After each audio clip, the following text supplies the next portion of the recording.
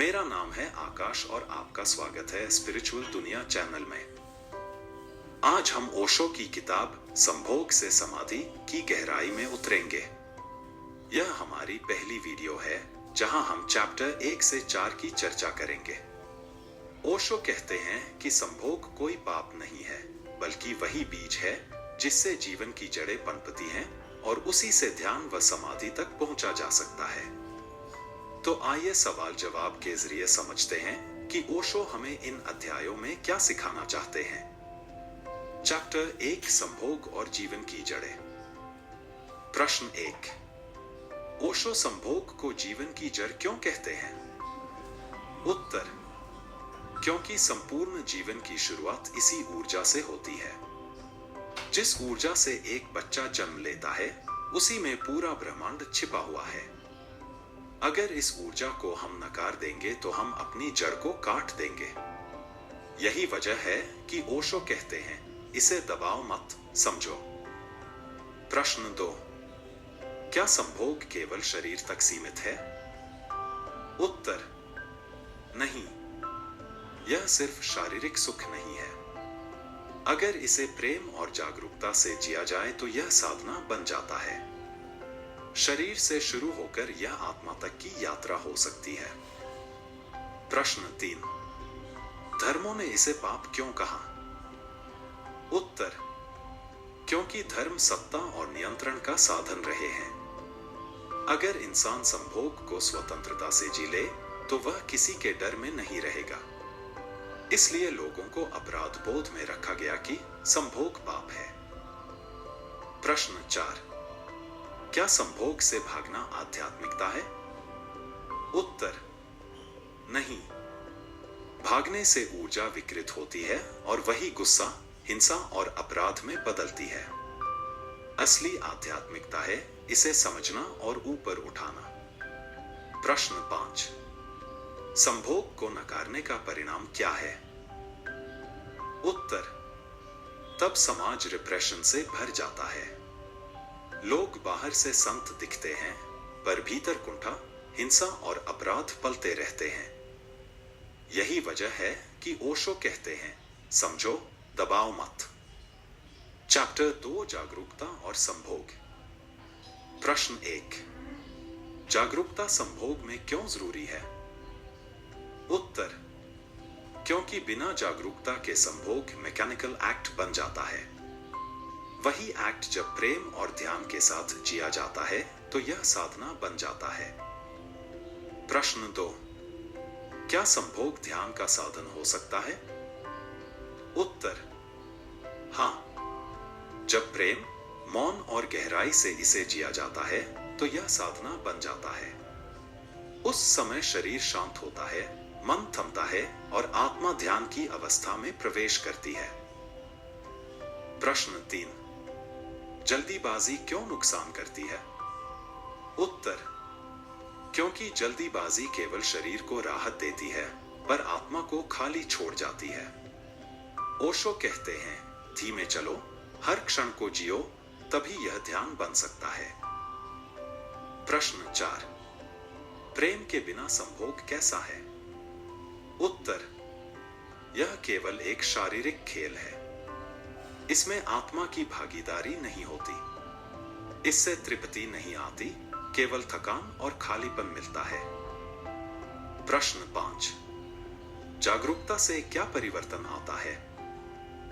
उत्तर, तब संभोग पूजा बन जाता है। इसमें जल्दबाजी नहीं, समर्पण होता है। इसमें लेना नहीं, केवल देना होता है। यही देने का भाव इसे पवित्र बनाता है। ओशो का वचन, जहां प्रेम और जागरूकता है, वहीं संभोग साधना है। प्रेम की गहराई। प्रश्न 1, प्रेम और वासना में क्या अंतर है? उत्तर, वासना शरीर की भूख है, प्रेम आत्मा की प्यास।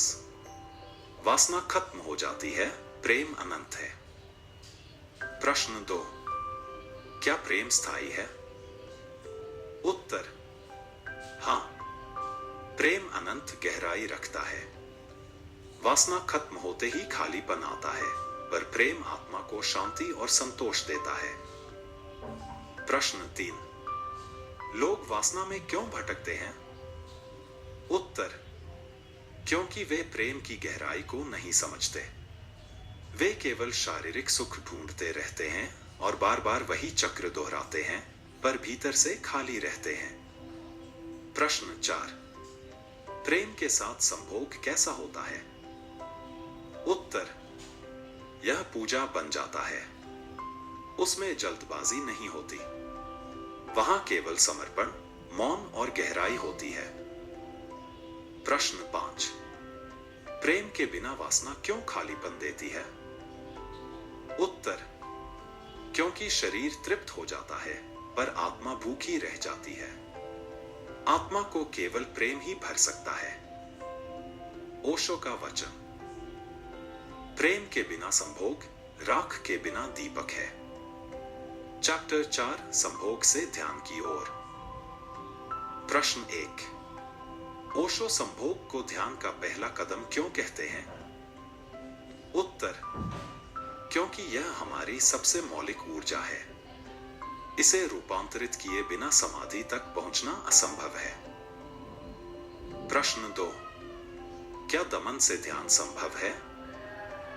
उत्तर, नहीं।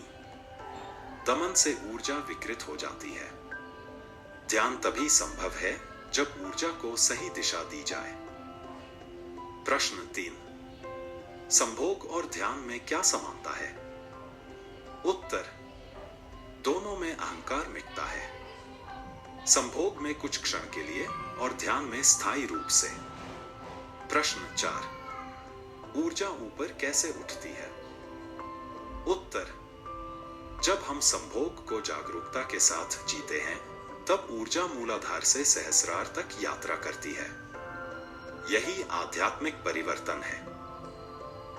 प्रश्न 5, ध्यान और समाधि की नींव क्या है? उत्तर, यही ऊर्जा जिसे अगर दबाया जाए तो पाप और अपराध बनती है और अगर बदला जाए तो मुक्ति और समाधि। ओशो का वचन, संभोग ही वह बीज है जिससे समाधि का वृक्ष उगता है।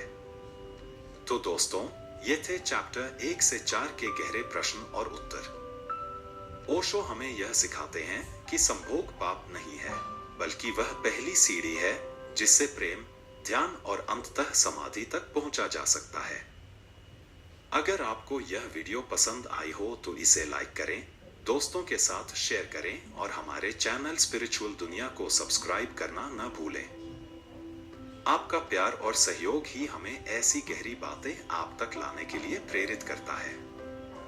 अगली वीडियो में हम चैप्टर 5 से आगे की यात्रा जारी रखेंगे। तब तक जुड़े रहिए और भीतर की खोज में डूबे रहिए।